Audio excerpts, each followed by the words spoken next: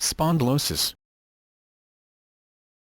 Spondylosis is a term referring to degenerative osteoarthritis of the joints between the center of the spinal vertebrae and or neural foramina. If this condition occurs in the zygapophysial joints, it can be considered facet syndrome.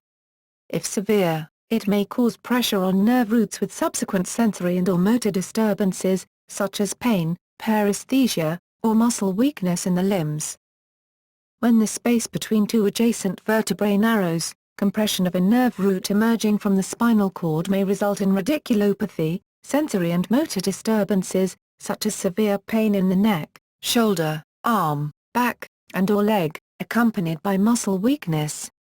Less commonly, direct pressure on the spinal cord, typically in the cervical spine, may result in myelopathy, characterized by global weakness, gait dysfunction, loss of balance, and loss of bowel and or bladder control.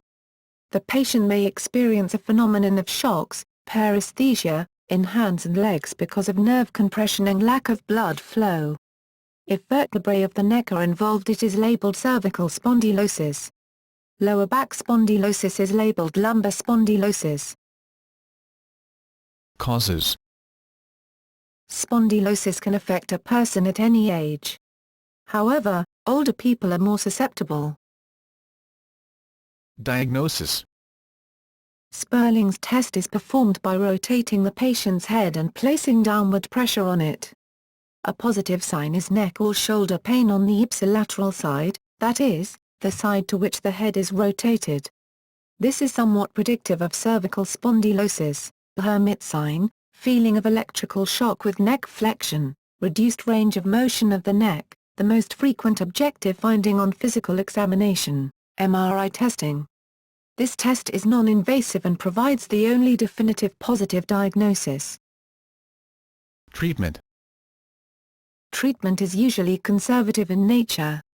Patient education on lifestyle modifications and non-steroidal anti-inflammatory drugs, NSAIDs, and physical therapy have been shown to manage such conditions.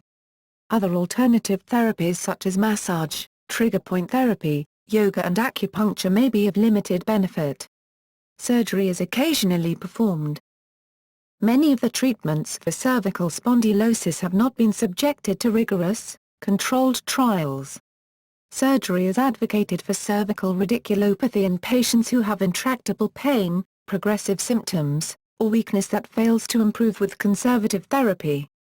Surgical indications for cervical spondylosis with myelopathy, CSM, remain somewhat controversial, but most clinicians recommend operative therapy over conservative therapy for moderate to severe myelopathy. Barron, M.E. Physical therapy may be effective for restoring range of motion, flexibility, and core strengthening. Decompressive therapies, that is manual mobilization, mechanical traction, may also help alleviate pain.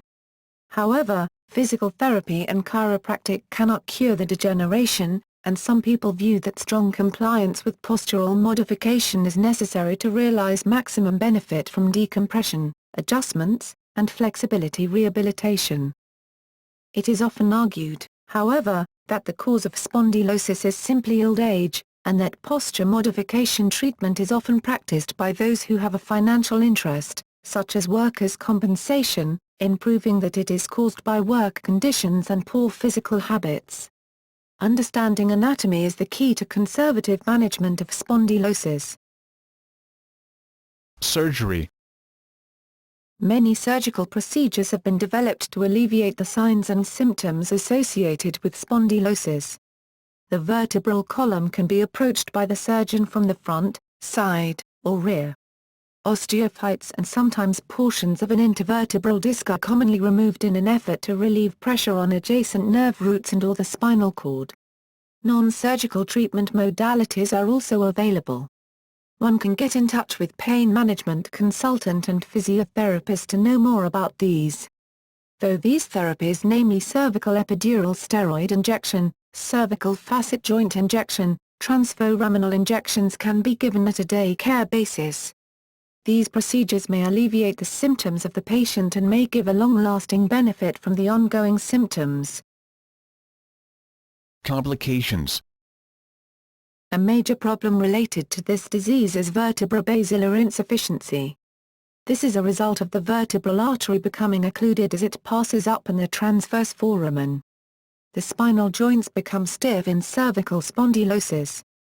Thus the chondrocytes which maintain the disc become deprived of nutrition and die. The weakened disc bulges and grows out as a result of incoming osteophytes. Laminectomy.